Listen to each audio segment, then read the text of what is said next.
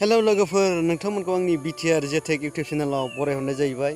नोंथांमोननि बे YouTube चेनेलाव first video लाबोनो नागिरनायानो जादों नोंथांमोनाव इउटिउब चेनेलाव बोरै बेनारखौ बानायनाय जायो, इउटिउब चेनेलाव बोरै बेनारखौ लागायनाय जायो आरो इउटिउब चेनेलाव बेनारखौ बोरै क्रिएट खालामनानै नोंथांमोना लागायनो हागोन। बेनि थाखाय आं बे भिडिअनि गेजेरजों लाबोनो सानदों। नोंथांमोना भिडिअखौ जोबजासिम नायलांदो, स्किप खालामाजासे जोबजासिम नायलांदो। बेनि थाखायनो नोंथांमोननि गेजेराव आङो बे भिडिअखौ लाबोनाय जादों। नोंथांमोना मबाइलनि स्क्रिनाव नायलांदो। दाना आं माबोरै बानायो दानिया जों पिक्सेल लेबखौ खेंनानै लानोसै। अपेन खालामबाय, दाना एलाउ थुबाय, काट खालामबाय जों, दाना 3 डटआवहाय थुबाय, बेनिफ्राय गेलारियाव इमेजेसआव हाबबाय जों, इमेजेसआव हाबनानै दाना जों सेलेक्ट खालामसै। इउटिउब चेनेल बेनारावहाय जोङो अके होनानै लानोसै। अके होबाय जों, बे साइजखौबो अके होबाय। दाना बेखौ अके होखांनायनि उनावहाय अके होखांनायनि उनाव प्लास आइकनाव जोङो थुनानै लानोसै। दाना प्लास आइकनाव थुनानै लानानै जों गेलारियाव हाबनोसै। गेलारियाव हाबनानै दाना जोङो सेलेक्ट खालामनोसै टेमप्लेटखौ। बबे टेमप्लेटआ साबसिन जागोन गावबागाव चइसनि आरोखि।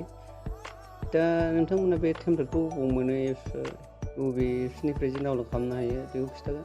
दाना जोङो क्रिएटिभ साइजआव थांबाय, होबाय, बेनिफ्राय 100%आव बोखोनानै लाबाय जोङो। दाना लाखांनायनि उनाव बेखौ राइट होबाय, थांनानै जों बेखौ लक होना दोनसै।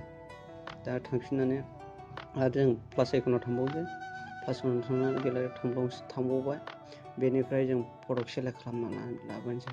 आरो इजिलि नोंथांमोन नायलांनो हागोन माबोरै खालामजायो। जों दा क्रप खालामनोसै गलाव होनानै।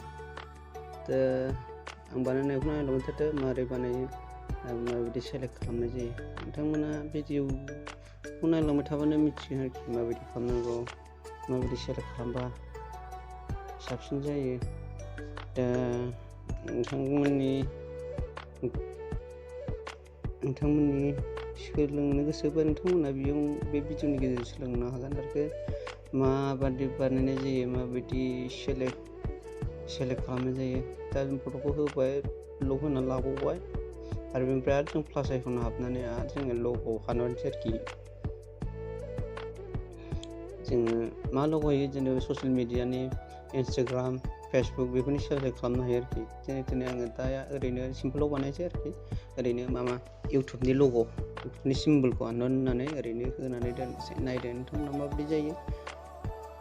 आं ओरैनो सिम्पोल नोंथांमोननो देखायदों।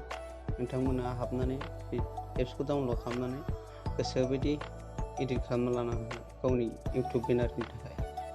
दा बानायबाय, आं सेलेक्ट खालामबाय, फिसा खालामनानै बबे जायगायाव माबायदि दोनोबा मिलायगोन बे सिस्टेम खालामनानै जोङो गावबागाव चइस बायदि खालामना लाबाय आरोखि।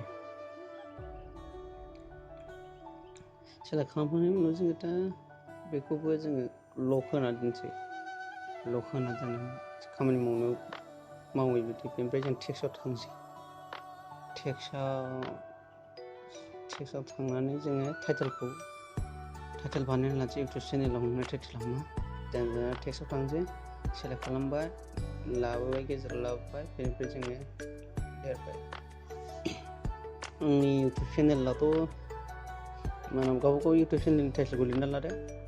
आंनिया बिटिआर जेटेक नालाय, बिटिआर जेटेक लिरना लाबाय आङो।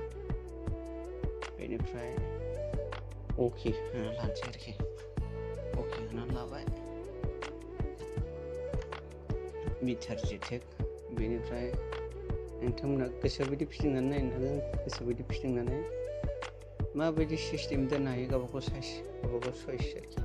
माबायदि दोनोब्ला साबसिन जायो, दा नोंथांमोनहा सेलेक्ट खालामनानै लादो। आरो बेनिफ्राय दानिया जों कालाराव थांनानै कालार चेन्ज खालामनो हायो आरोखि। गोसोबायदि कालार चेन्ज खालामनो हायो। आरो बिदिनो फ्रन्ट साइडखौ माबायदि, बे जेनेबा नों जा चेनेलनि नाम लिरदों बेनि फ्रन्ट साइडखौ मा सिस्टेम होनो हायो, लानो हायो स्टाइल, नोंथांमोना सेलेक्ट खालामना बानायनो हागोन। आंथ' दा गोसोबायदि थिखोबाय, बानायबाय, नायलांदों नोंथांमोना बबे थुदों। नोंथांमोना भिडिअनि गेजेरजों सोलोंनो हागोन। आरो नोंथांमोना गावबागाव गोसो बायदि गावबागाव बेनारखौ बानायना लानो हागोन। दा जों सेलेक्ट खालामबाय, जोङो बे दा साइजआ, बेनिफ्राय जों कालाराव थांनानै कालार होना लानोसै आरोखि गोसो बायदि माबे साइजआ मोजां जागोन। गावबागाव सेलेक्ट खालामनानै लादो बबे कालारा मोजां होबा मोजां जागोन। आरो बानायनानै लाबाय जों BTRZ टेक चेनेला आंनि नालाय, दा सिगां बानायखानायमोन, दा नोंथांमोननो आं बे भिडिअनि गेजेरजों देखायबाय। आरो बानायनो हायो, माने जों बर'जों बर' सापर्ट होलायलायबा जोंखौ सोर सापर्ट होयो? बेनिखायनो जों बयबो सापर्ट होलायदो, गावबागाव नायदो, बयबो नायलायदो आरो शेयार खालामलायदो, लाइक खालामदो, कमेन्ट खालामदो। आरो बबेखौबा बुजियाखैबा रोङाखैबा नोंथांमोना इन्सटाग्रामनि गेजेरजोंबो सोलोंनो हागोन। आरो बे भिडिअनि गेजेरजों नोंथांमोना कमेन्ट खालामना बुंहरदो, आरो बबेखौबा रोङाखैबा नोंथांमोना खिन्थाहरगोन। आरो नोंथांमोना शेयार खालामबाय, PNG आव सेलेक्ट खालामबाय, बेनिफ्राय जों सेभ खालामबाय, जोंना सेभ जाबाय ने गोसो बायदि। नोंथांमोना इउटुब चेनेलखौ माबोरै बानायो दिनै नैबे भिडिअनि गेजेरजों मिथिनो हासिगोन आरोखि, माबायदि इजि। आं सिम्पोल बानायदों, नोंथांमोनाथ' गोसो बायदि बानायनो हागोन। गावबागावनि टेकनिक बानायनानै गावबागाव गोसो बायदि बानायना लानो हागोन। सेलेक्ट खालामदो, नायदो नोंथांमोन माबायदि जादों।